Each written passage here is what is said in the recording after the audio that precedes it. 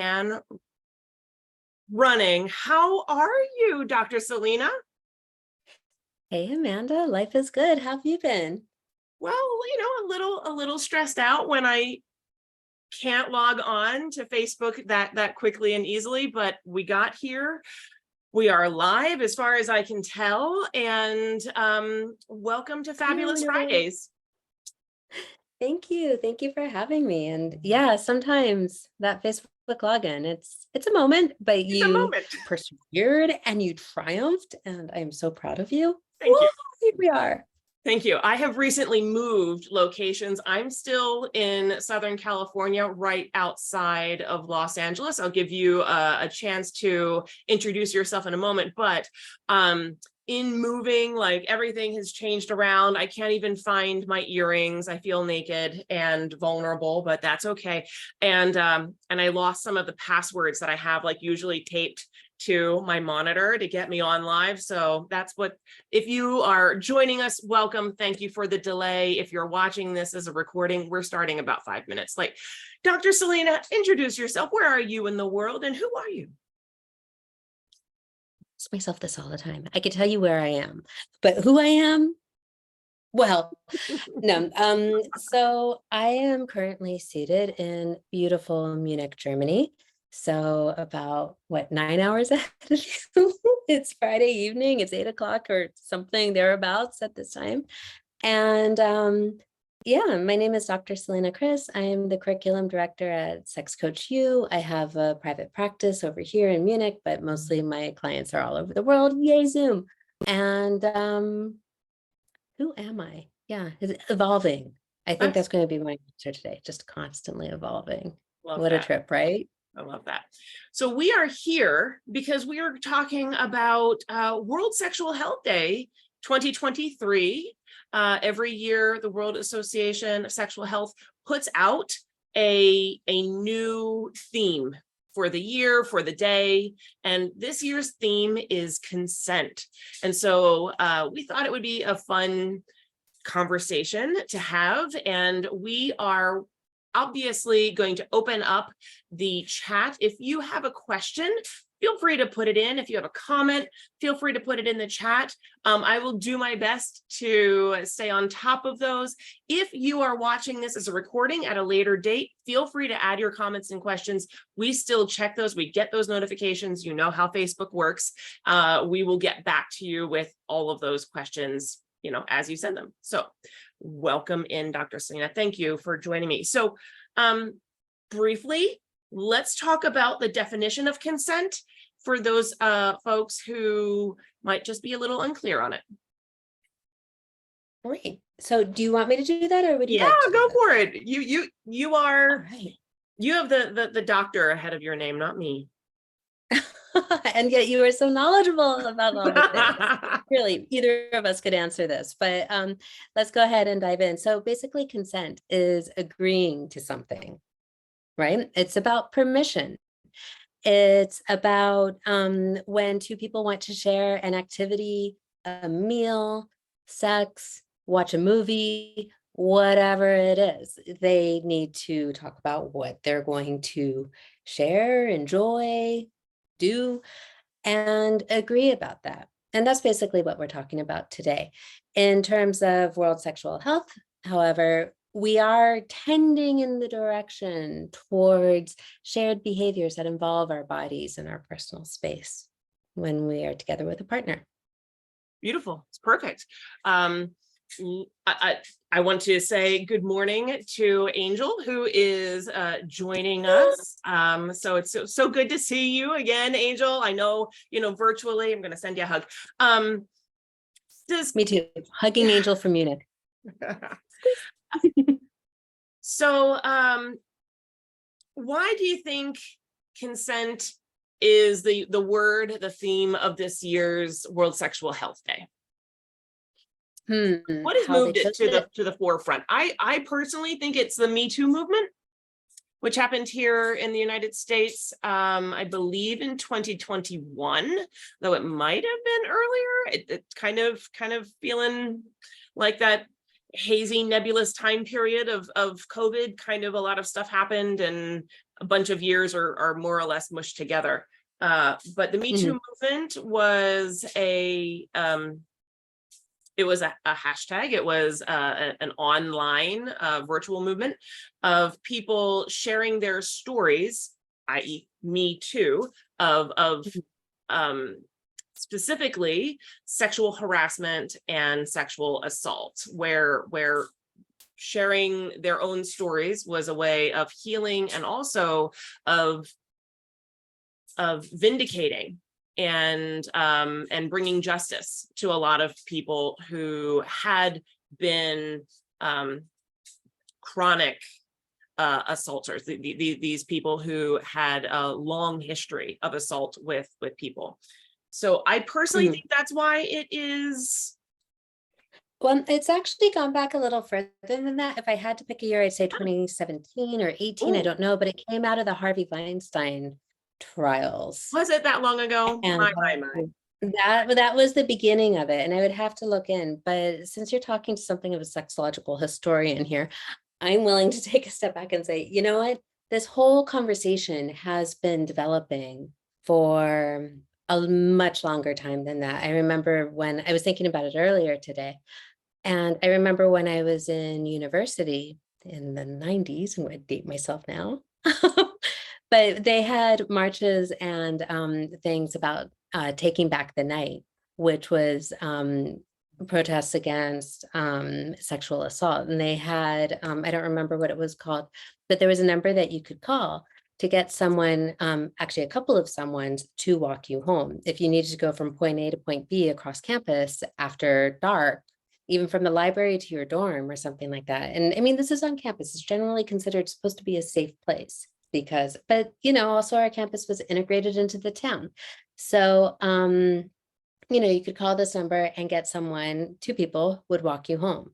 And they always operated in pairs. And that was, you know, 20 some odd years ago when that was going on. So, and was also when a lot of gender studies and women's studies were starting to get really popular as majors. But this conversation, I think, quietly did start to shift. I'll also talk about when I came into the BDSM community. Negotiation and consent were already conversations inside of that space. And, you know, I emerged into that again in the 90s because that was when I came of age and made my kinky debut as well as all the others.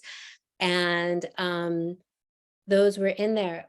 But these things move very slowly sometimes. So, you know, you'll see it in some of these smaller groups, you know, you see it at the university level, you see it in the kink communities or wherever, and it started to emerge. I think what really broke it open and louder, and actually, no, I'm going to take another step and say when I had my children, I remember on the mommy boards when I had my first baby in 2008, and already on the mommy boards, this was a conversation that was happening about, you know, grandmas and grandpas and aunties and uncles and everybody who would like to squeeze the babies and, you know, sitting on Santa's lap and everything, you know, how do I raise my child to have bodily autonomy? So they were having conversations about consent, but it was still kind of in these quieter spaces, right?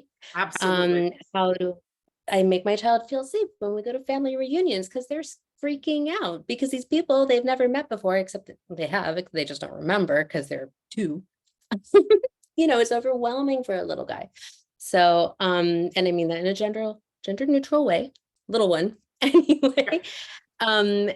It can be overwhelming. And so these conversations were happening then. And of course, as these children grow older, you know, moms and dads and parents and guardians are thinking about, okay, well, how do I have these conversations, you know, in stranger danger and all that. So this is all kind of building.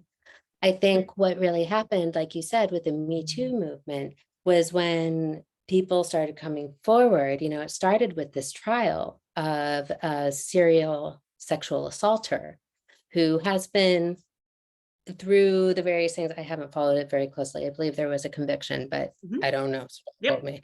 Yes. But you know, different people in Hollywood were coming forward and saying, yeah, you know, this happened to me. And they told very similar stories. And it started to pop up. And that's where the Me Too came from. Like, oh yeah, he did this to me. Oh yeah, that weird, creepy scene in the bathrobes and like, give me a massage, whatever, or whatever it was that he was wanting them to do. So many people came forward, and I think that's what really broke it out. And I think also with social media and Twitter and Instagram and Facebook and all of these platforms that we have now, it took off, and more people were able to add their voices and say, yeah, this happened to me too. And so Completely with agree. all of that, it's very reasonable that this be our theme this year.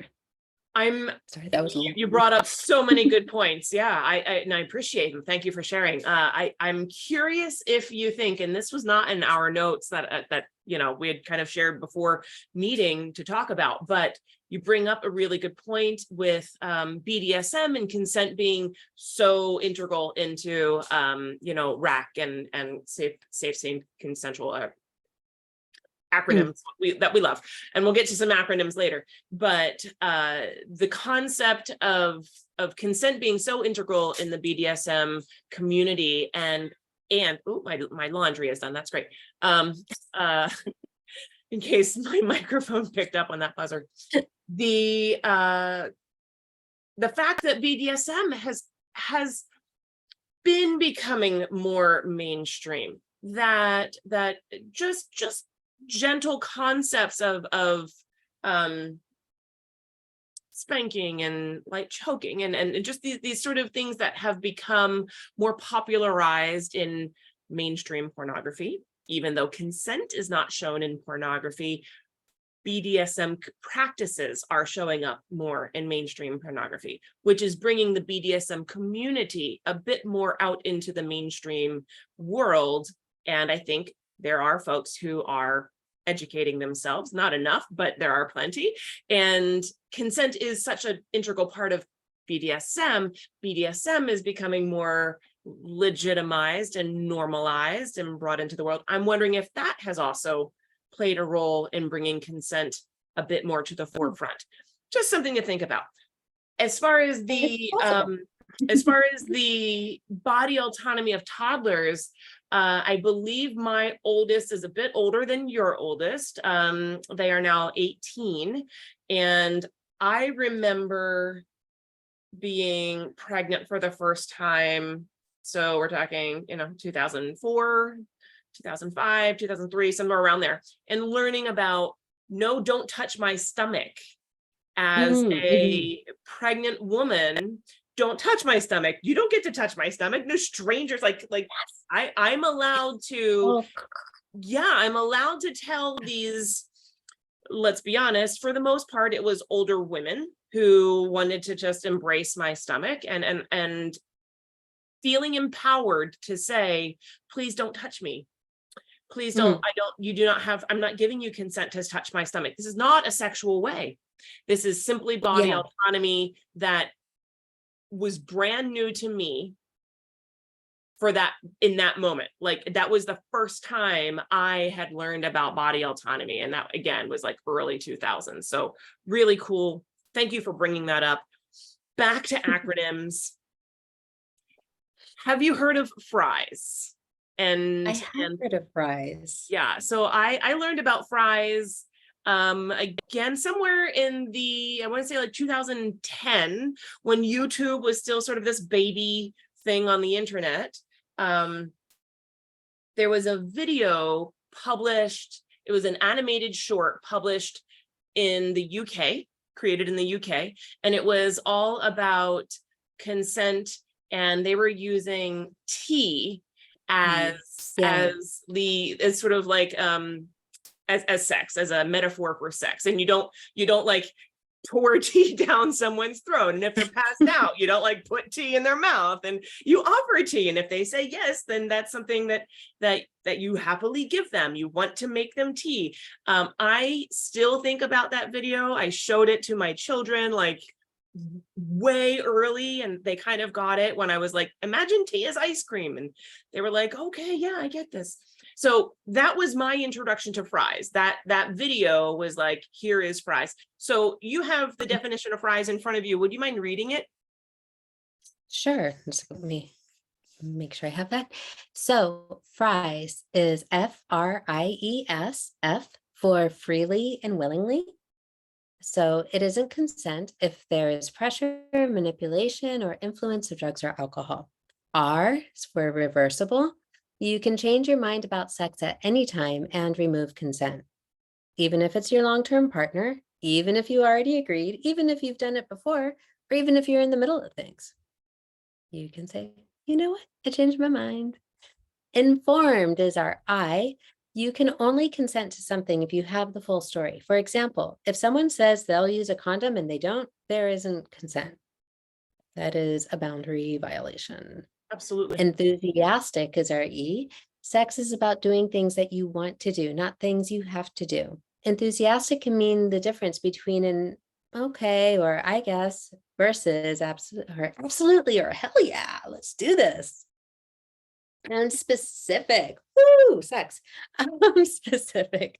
You need to be specific about what you're asking for consent for, okay? Or what consent you're giving. So if you're saying yes to kissing, it doesn't mean you're also saying yes to penetration. So agreeing to hang out with someone doesn't mean that you agree to have their hands under your clothing or anything like that. It's super specific. Love that. Love that. And as you're reading it to me, I'm totally imagining that video.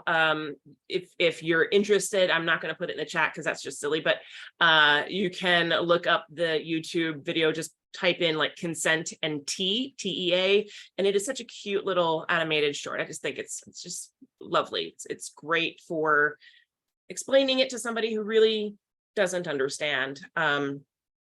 And I want to interject before please, we get pushback from the sex educators. I want to please. acknowledge it's not perfect. It does not cover all the things, but as an introduction to consent, it's really useful. All right, so let's keep it Introduction. Introduction. I felt a little resistance to, and whenever it comes up, I feel a little resistance because that's the way my brain works. I'm a Libra, if you believe in astrological signs, and I always see the points of both sides. I'm also an empath, and so I like to kind of think about where each person is coming from mentally when they are doing the things that they're doing emotionally. What is their situation? So I want to talk about context and how context within consent is important. And I think this is where we get into a little bit of a gray area, if such a thing exists. And I'm not saying that it has to be one way, that like this way is the right way and the only way. Because while I love FRIES as an acronym, as a way to kind of explain what consent is, I live in the gray. And I believe that there is space for context. So context, if you are not aware, is the idea of reversible, right? So like I am in a committed partnership, and every morning I'm making coffee, and my partner comes up behind me, and they put their hands on my hips and they kiss my neck. And usually I love it. My partner knows that this is something that I enjoy, and at some point we talked about it, and I invited them to do that, and they did that, and I expressed joy and gratitude. And so that is a little bit of an agreement to, yeah, you can do this. I like this feeling. One day I have a horrible morning. I don't feel well, whatever the situation is. And my partner walks up behind me as usual and kisses my neck. And I kind of do one of these things. Ugh. I'm angry. I don't want to be touched. Context. There was a whole period of this is good. I love this. I want this. And then one day, kind of all of a sudden, I don't want it anymore, or I don't want it this day, or I don't want it until I invite you to do it again. should my partner not do it again until I invite them to do it again? Or are they allowed to do it tomorrow? Because context says, for the most part, Amanda really enjoys this and she's having a bad day. So this is kind of where it can get a little bit in the weeds. There has been permission for a long time. I'm curious about your response here. And I think I know what it's going to be, but I'd love to hear you say it. Oh, now I'm curious what you think I'm going to say. That always sparks my curiosity. I'll tell you.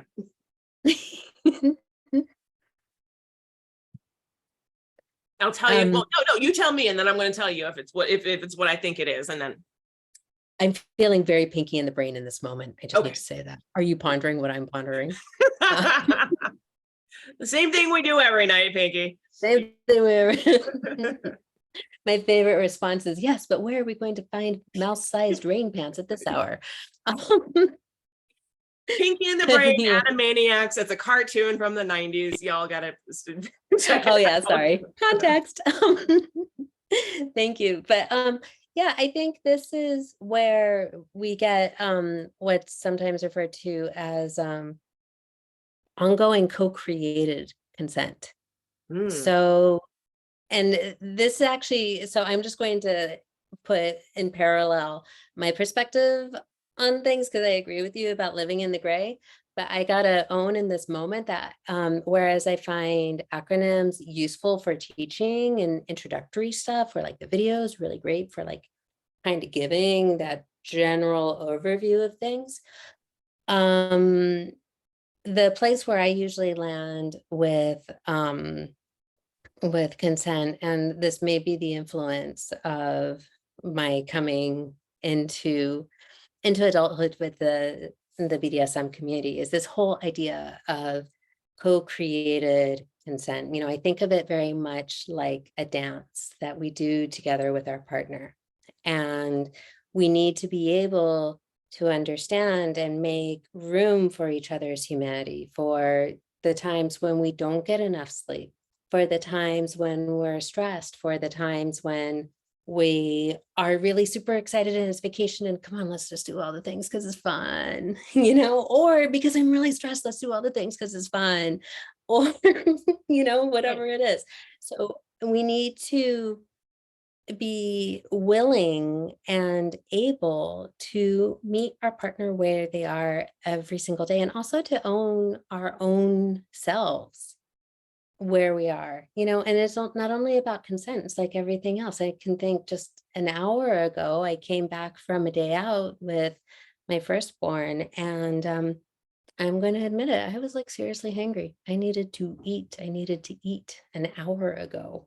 I needed to eat, and I was all like, and I caught myself growling, I got myself some snacks, made sure I ate, but then I needed to go back and talk to my firstborn and say, yo, I'm really sorry, because that was not cool for me to be all snarly and grumpy and, not very nurturing, not very motherly. It was like totally the opposite. Excuse me. But and my firstborn, bless them, is amazing. It was just like, yeah, I get it. I get hangry too. I was like, oh, amazing. But you see, this is the thing, is we need to be able to meet each other in our humanity, in our awesomeness and our funkiness, and grant each other the grace, but it also needs us to own our own funky stuff as we grant grace to each other. So I think of it very much as that dance. So in terms of your example of, in the morning having coffee and this greeting, which sounds delicious, but I can imagine there's probably a day every now and then when you're just like, get off me, like just not now. And that's okay. And so should your partner try again tomorrow? Maybe they check in first, or maybe in that moment they go, oh, sweetie, what's up? They could read that sign and take it as an indicator of something's off. And then you can say, just not now, or I had really crappy sleep, or I'm still angry at you about that thing yesterday. I don't know, whatever it is, but then, there's an opportunity to talk. What I think the most important detail of that story is the partner goes, okay, baby, wow, you're really not feeling it, as opposed to, oh hush, you love this, you love this. Oh yeah, no, you're right. Because this is like, seriously, ew, that's the creepiness that's why we talk about consent. Right. So it Yeah. is the, like, context is still like, no, I said no, versus like, I know what's best in this situation. I'm going to keep kissing you because I think you want this. And I think it's going to make you feel better. That's kind of where it gets a little like, well, maybe it would make me feel better. I don't know. I did say no, but that does feel really good. And maybe that is so. That's where the context of the relationship, I think, gets a little bit murky. Do I then have the right to say, you touched me when I didn't want to be touched, and I told you I didn't want to be touched? And my partner can say, yeah, but sometimes I think I know you better than you know yourself when you're in that type of mood. And I felt like maybe that extra little squeeze could have pushed the pendulum in the other direction. So I'm kind of saying in this moment that Sorry. even though I am a hard proponent of consent, I firmly live in the gray, and I believe there are situations that aren't easily defined by an acronym. Yeah, no, there's places where there's no easy definition, or an acronym is not going to quite fit. But what if we look at those as opportunities to Yes. get curious about each other, to get curious about ourselves? Like, why am I feeling this way? Or, babe, why are you feeling this way? What's going on? This is different than normal. What if we went towards curiosity and asking and being in communication, being in dialogue with one another, rather than getting and going, fine, whatever, I'm gonna go over here now. Like, it could be a fight, or it could be a moment where I think the Gottman Institute calls it turning towards each other. It's an opportunity to turn towards each other instead of away, and find out, okay, well, what's going on here? When Yeah. we bring Getting curious. gentleness and curiosity, yeah, I think that's I would say that's the best choice Cool. in most situations. Also living in the gray, I'm not going to say blanket statement always. No. Right. But generally speaking, especially in close relationships with partners, loved ones, family members, buddies that are dear to our hearts, curiosity, gentleness, humanity, Yeah. turning towards each other and saying, okay, well, what's up? Gently. Aside from educating our children, like you kind of brought up with body autonomy and standing up for the rights of our children, especially when it comes to our own family members. No, little Susie said she doesn't want to sit on your lap. She doesn't need to sit on your lap, Uncle Stanley, whatever. While that is a really good way to bring up the next generation of humans as being more autonomous and understanding consent as far as themselves, I don't want to be touched right now. How do you think we as sexologists can teach adults? How can we as sex coaches influence adults? As an adult, as someone who has worked in education and has taught education, I'm curious how you think that might be done well. I'm How we do this. losing language. This actually is one of my favorite things to teach. And all right, so what I actually do is I actually weave it throughout just about anything that I'm teaching. I'm like the mom with the sneaky zucchini and the brownies, except I wouldn't do that because that's just rude in my mind. Okay. So I believe we're going to eat brownies. Let's eat brownies, and let's enjoy it in their fullness. And then let's also appreciate veggies because they're also awesome. So, but Fair. when if I'm teaching sex ed, I admit I will weave this in and out, not because I'm trying to be sneaky about it, but because I believe it's important. And often people reflect back to me like, whoa, that was really useful.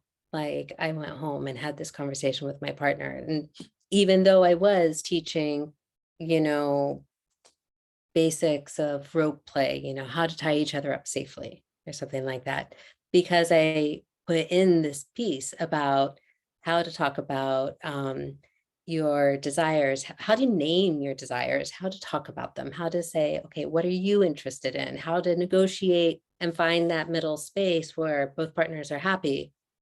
You know, even though we also talked about knots and materials and whatever, this often is really the piece that goes home with people and that I hear about later.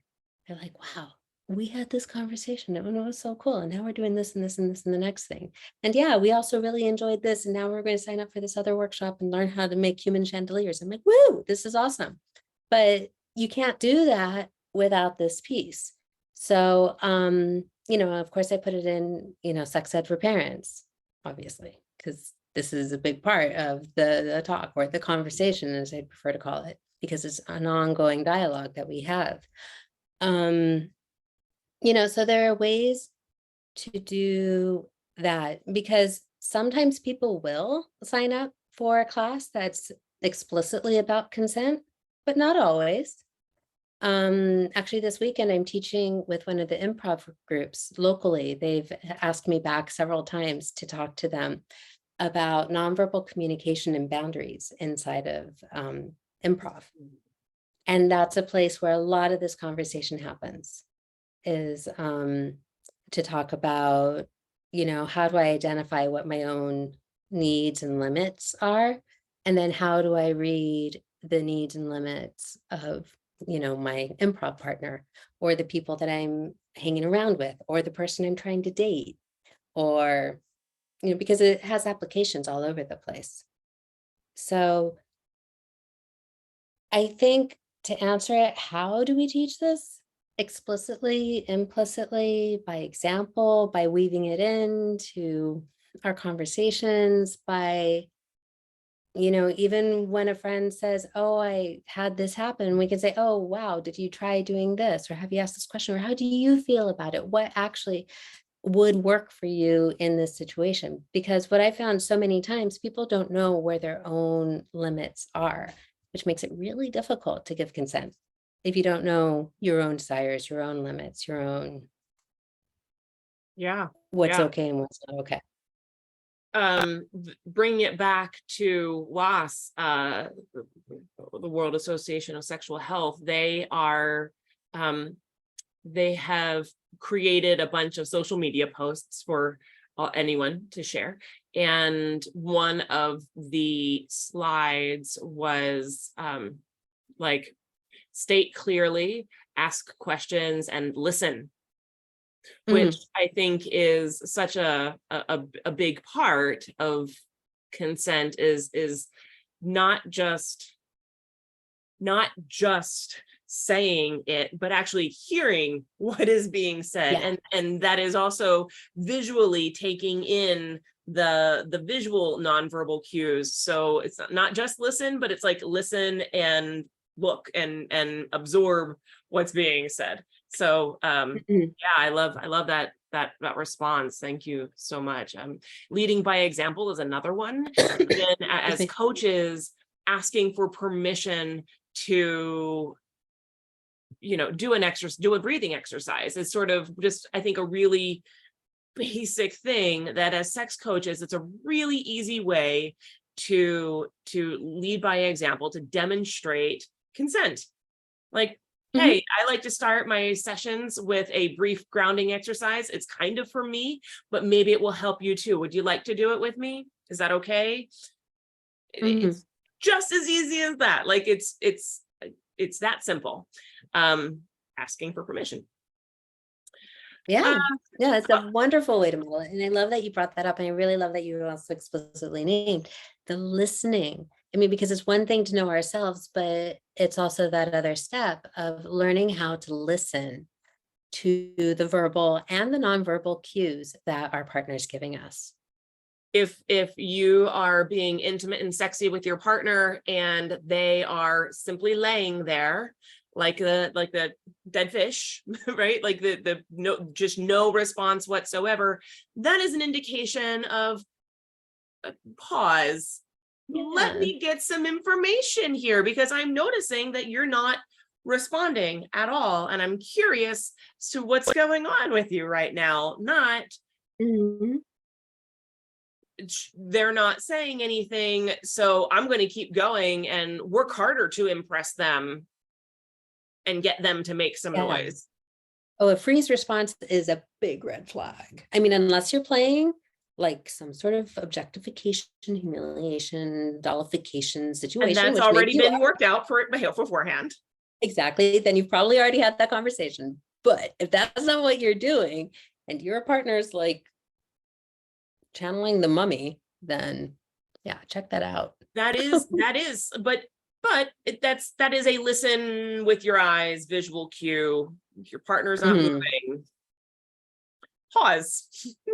Curious. Gather some Yeah. information about this. Yeah. That is not a invitation to work harder to impress them, which I think a lot of people might do. So Right. I just want to kind of be aware of the time, and also just kind of hit this last thing. Do you think there's any risk of the pendulum swinging too far in the other way? The last time you and I were chatting on Fabulous Fridays, it was about trigger warnings. And and that kind of goes around the question of consent, if I may be so bold as to make that connection. We could make that connection, and yeah, let's explore that space. I mean, and one could argue that maybe the pendulum, I think a lot of educators would say that pendulum for sure went so far as to make it difficult to have an educational environment, for you trigger know? warnings, the trigger For warning trigger pendulum. warning. Yeah, no, Yeah. I think in some cases they've gotten so extreme that it's become a greater focus than the content of the classes. And I think anything when it inhibits our ability to, let me be careful here because Right. now Because this conversation gets a little bit like, oh, okay. it Like, gets hairy really it's a little fast, hairy. but I would suggest, and I don't know, maybe again, I'm showing my age, I haven't gone to school in the 90s. A part of why I went to university, what I loved about it was exposure to ideas that were different than mine, exposure to voices that are different from mine. I continue to deliberately read material like books, literature, scientific articles, whatever, from voices that are distinctly different from mine, from areas of the world that I haven't lived in because I'm curious, right? And I think there is value in learning to look through the eyes of someone else. Mm. And or even looking at things that may be difficult, because it's an opportunity for me to increase my compassion. It's an opportunity to develop empathy and understanding for the world around me. Yes. It's an opportunity for me to face my own demons and my own injuries and process trigger them, work through warnings them. prevent you from actually having that. Is that where you're going with this? Well, no, what I'm going to say here is I think sometimes when trigger warnings become the focus, it can become a wall between us and learning, No, right? So I think there's value yeah. to them, absolutely. And I think that, all right, I'm going to go towards how I lead SAR, because this is going to be easier for me to, because that's something I actually do. So for anyone who's watching this and doesn't know, SAR is a sexual attitude reassessment. It's a training that's required at Sex Coach U and most sexological training programs. And basically what we do is we engage our participants in conversations and media and guest speakers and things to explore human sexual behavior, the human sexual experience. And the purpose is for participants to get in touch with their values, attitudes, and beliefs so that they can notice where their hard lines are, where their curiosities are. You know, it is actually designed to be in some ways triggering, you know, not because we want to upset people, but because the feelings that come up, we want it to be visceral because that's information, right? Yeah. Is our desire to upset people? No. Traumatize them? Absolutely not. But often, the context that we set at the beginning of this is first, we tell everyone, okay, we expect you to adult to take care of yourself. If there is something that is really not okay for you, communicate that to us directly. We don't give trigger warnings inside of SAR because the truth is we don't know where the triggers are. A milk commercial could be triggering for someone. I mean, how many pregnant women cry at? Okay, well, you're flooded with hormones at that moment, but I know that I cried at milk commercials. So I was like, what the hell is wrong with me? Like, you know, and it wasn't like a bad trigger, Right, you know, it was more like, oh, they have a dog. Oh, that's so cute. Usually, do I care? No. In that moment, I did. But, and so I'm being facetious there. I don't mean to make light of people's and traumas of their upsets of their things. And so what we do inside of there is we say to people, okay, you know where your lines are.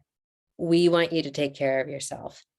If something comes on screen, you can close your eyes. If you need to look away, it's okay. If you need to get up and go get a drink of water and then come back, totally fine. But, you know, exercise your own agency and get in touch with us so that we can provide support.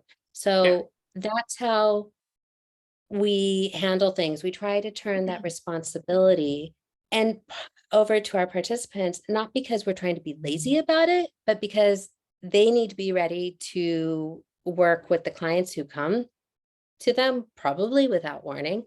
And if you work in this field, there's a lot. You don't know what's going to come up. And so that's part of our training, but also because we recognize that we cannot possibly cover all of the potential trigger warnings.